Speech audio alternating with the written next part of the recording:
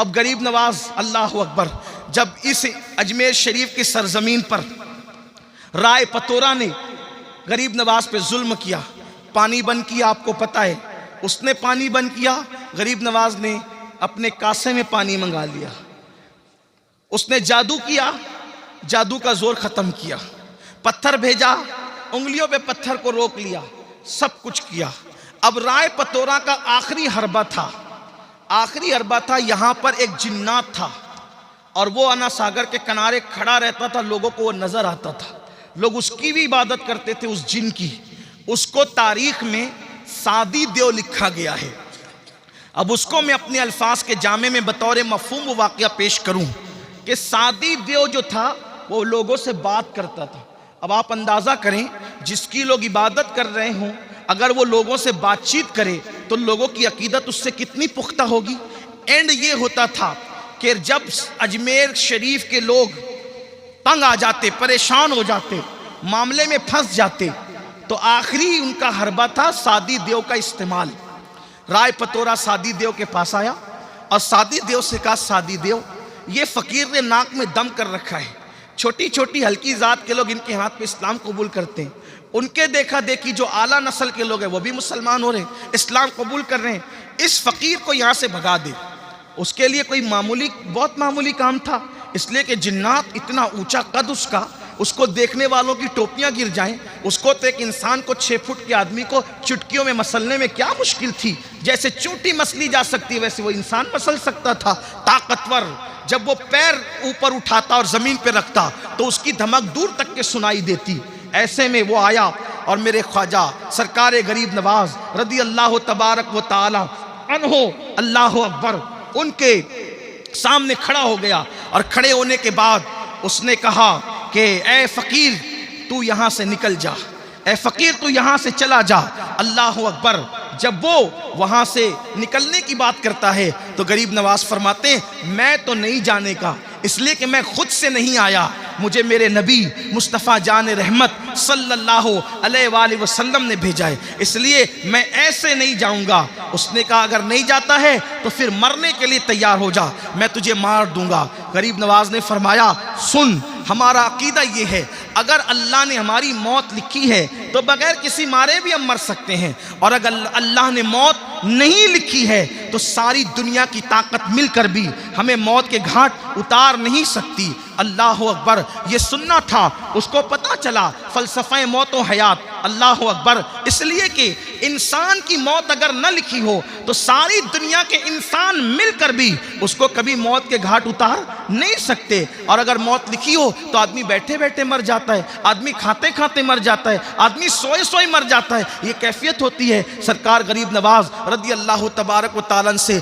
जब उसने कहा कि आप मर जाएंगे अगर यहाँ से नहीं जाएंगे, तो फरमाया, अगर अल्लाह ने मौत लिखी है तो मर जाएंगे, अल्लाह ने नहीं लिखी है तो हमें कोई मार नहीं सकता। और यही तसव्वुर हमें भी अपने दिल में रखना चाहिए। मौत से न डरो, मौत का एक वक्त मुतय्यन है, अगर मौत आ गई तो किले में भी महफूज नहीं रह सकते, और अगर मौत नहीं आई तो अल्लाह अकबर, सारी कायनात मिलकर भी हमारी जान नहीं ले सकती, इसलिए कि अल्लाह के यहाँ मौत का एक वक्त मुकर्रर है। और अगर कोई ये समझता है कि मैं महफूज किले में रहूँगा तो मुझे मौत नहीं आएगी, तो कुरान कहता है, ऐनमा तकूनु युद्रिकुमुल मौत वलौ कुंतुम फी बुरूजिम मुशय्यदा, कि अगर तुम मजबूत किलों में जाके छुप जाओगे तो भी तुम्हें वहां मौत आकर के रहेगी। मौत आएगी तो मजबूत किला भी बचा नहीं सकता, इसलिए मौत से न डरो।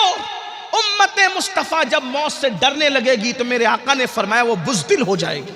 मौत का खौफ तुम्हें बुज़दिल कर देगा, और जब तुम बुज़दिल हो जाओगे तो इस्लाम दुश्मन ताकतें तुम पर ऐसे टूट पड़ेगी जैसे भूखा दस्तरखान पे टूट पड़ता है, तुम्हारी कोई हैसियत नहीं रह जाएगी। इसलिए मौत मांगो मत, मगर मौत से मोहब्बत करो, मौत से नफरत मत करो, मौत वक्त पर आएगी। तो गरीब नवाज ने फरमाया, अगर अल्लाह चाहे तो मैं मरूंगा, न चाहे तो तू मेरा कुछ नहीं बिगाड़ सकता। और फिर आपने उसको इस्लाम की दावत दी, फरमाया, सुन, अगर तू भी मुसलमान हो जाए, तू भी कलमा पढ़, तू भी कलमा पढ़, और अगर तू मुसलमान हो जाए तो फिर याद रख, अल्लाह तेरी मुराद भी पूरी करेगा। अगर तू भी इस्लाम कबूल कर ले, कलमा पढ़ ले, तो अल्लाह तेरी मुराद भी पूरी करेगा। उसने कहा मेरी क्या मुराद हो सकती है, मेरी क्या मुराद हो सकती है और मेरी मुराद कैसे पूरी होगी? तो आपने फरमाया, गरीब नवाज ने फरमाया, तू यहां खड़ा रहता है बड़े कर्र फर और घमंड के साथ, लेकिन रात को चुपके से तू वो फुला बुत खाने में जाता है और वहां की एक तराशी हुई पत्थर की मूरत है, एक तराशी हुई पत्थर की मूरत है। उस पत्थर की मूरत के कदमों में बैठकर तू मिन्नतें करता है कि मैं तुझसे प्यार करने लगा हूं, मुझे तेरी मोहब्बत हो गई है, मुझसे बात तो कर, मुझसे बात तो कर। मगर वो पत्थर की मूरत तुझसे बात नहीं करती, वो पत्थर की मूरत तुझसे बात नहीं करती। अगर तू कलेमा पढ़ के मुसलमान हो जाए तो इंशाअल्लाह तेरी वो मुराद भी पूरी होगी कि वो पत्थर की मूरत तुझसे बात करेगी, तुझसे कलाम करेगी। उसने कहा ऐसा, और फिर वो सादी दियो सरकारे गरीब नवाज के हाथ पर कलेमा पढ़ के मुसलमान हुआ। उस जिन्नात ने भी कलेमा पढ़ा। देखो जिन्नात की खुसूसियत है, वो जो शक्ल चाहे इख्तियार करे, कुत्ता बन जाए, गाय बन जाए, जानवर बन जाए, इंसान बन, वो किसी भी शक्ल इख्तियार करे, छोटी शक्ल बना ले, बड़ी शक्ल बना ले, वो जिन्नात होते हैं। जिन्नात के मुतालिक हदीस में बहुत सारी बातें आई है जिसका जिक्र मैं यहाँ नहीं करता, लेकिन ये बात अहले इल्म जानते हैं कि उसकी शक्लें वो बदलने का इख्तियार भी रखता है। अल्लाह ने उसको इतना इख्तियार दिया, कुत्ते की शक्ल भी वो इख्तियार कर सकता है। तो जिस वक्त उसने कलेमा पढ़ा और वो मुसलमान हो गया, अब उसने कहा ऐ मोइनुद्दीन, आपने कहा था कि वो मूरत मुझसे बात करेगी, कलाम करेगी, अब आप अपना वादा पूरा करें और चलें और उसकी मेरी बात करवाएं।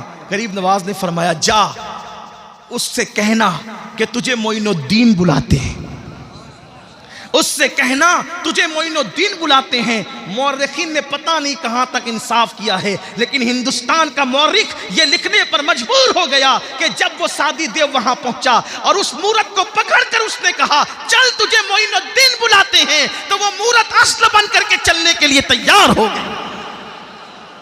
और फिर उसने कहा आज मैं बहुत खुश हूं, आज मैं बहुत खुश हूं, मैं शाद हो गया हूं, मैं शाद हो गया हूं। गरीब नवाज ने फरमाया जा आज से मैंने तेरा नाम सादी की बजाय शादी रख दिया कि तू अब हमेशा खुश रहेगा, तू हमेशा शाद रहेगा। तो मेरे ख्वाजा वो है जिनकी चौखट पर सिर्फ इंसान नहीं बल्कि जिन्नातों की मुरादें भी पूरी हुई हैं। आप उस बारगाह में आए हो, नमाजों का एहतमाम